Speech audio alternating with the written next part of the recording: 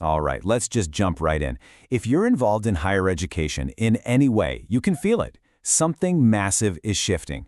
The entire playbook for how universities actually connect with students, well, it's being torn up and rewritten as we speak, all thanks to some huge changes in tech and strategy. And yeah, this is not some slow, gentle evolution.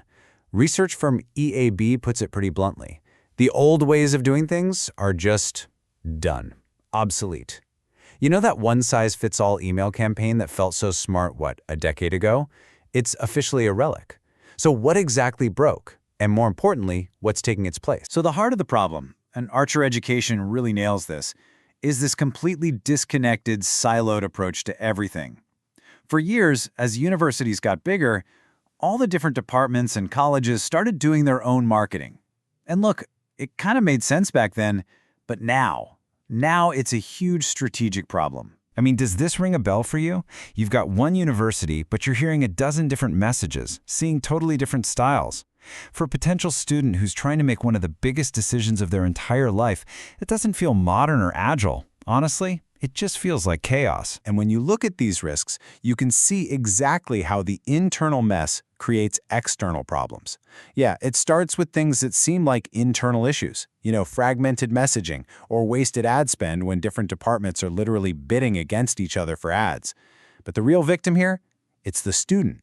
They're the ones who get stuck with this confusing, bumpy, inconsistent journey from the very first time they click on your website. This isn't just an efficiency problem. It's an experience problem. Okay, so that's the problem. How do we fix it?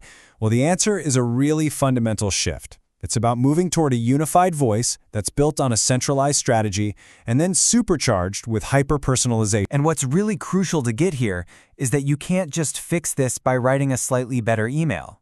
That's just putting a coat of paint on a crumbling wall. The fix has to be foundational. It's all about getting the entire institution on the same page, with a shared strategy, before anyone even thinks about creating a piece of content. And wow, this comparison just makes it so incredibly clear. On the left, you have the old way, right? Generic, a little self-congratulatory, sent to absolutely everyone. But on the right, that's the new playbook. This email knows the student deferred. It understands their potential hurdle, prerequisites, and it speaks right to that specific concern. It's the difference between broadcasting at someone and having a conversation with them. So how do you actually build this? Archer Education gives us a really clear three-step path. First, you have to unify the brand message so that everyone's telling the same core story. Second, you integrate all the campaign planning so you stop that internal competition. And third, you build a shared system for data and measurement so you can actually see what's working across the entire university and then, do more of that. So once you have that smarter strategy locked in, you can pivot your focus to the actual engagement. How do you take this new unified voice and make it sound authentic and interesting on the channels where students are actually spending their time? This is the million-dollar question, isn't it? You've got this beautiful strategy document, but how do you turn that into social media content that doesn't sound like it was cooked up in a committee meeting? Well, according to Terminal 4, it all comes down to authenticity and relevance. So instead of just a generic student takeover, why not feature a PhD candidate's messy, exciting research journey, or a first-generation student's real experience? Forget the boring faculty bio. Do a rapid-fire Q&A with them. Show, don't just tell people what you're doing with AI, with mental wellness, with sustainability. This is the kind of stuff that builds real trust. This whole shift in communication, it's really just a reflection of a much deeper shift in what universities are actually offering. The new value proposition isn't just about the thrill of getting an acceptance letter. It's about what you actually get out of the experience and how it prepares you for a world that's being completely remade by AI. This quote from Justin Hodgson at Indiana University, it is a total mic drop moment. Seriously. If a machine can pass your final exam, are you actually testing deep knowledge or are you just testing memorization? It forces us to ask a really tough question.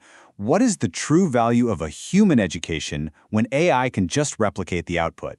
Well, the answer seems to lie in what a lot of researchers are now calling durable skills.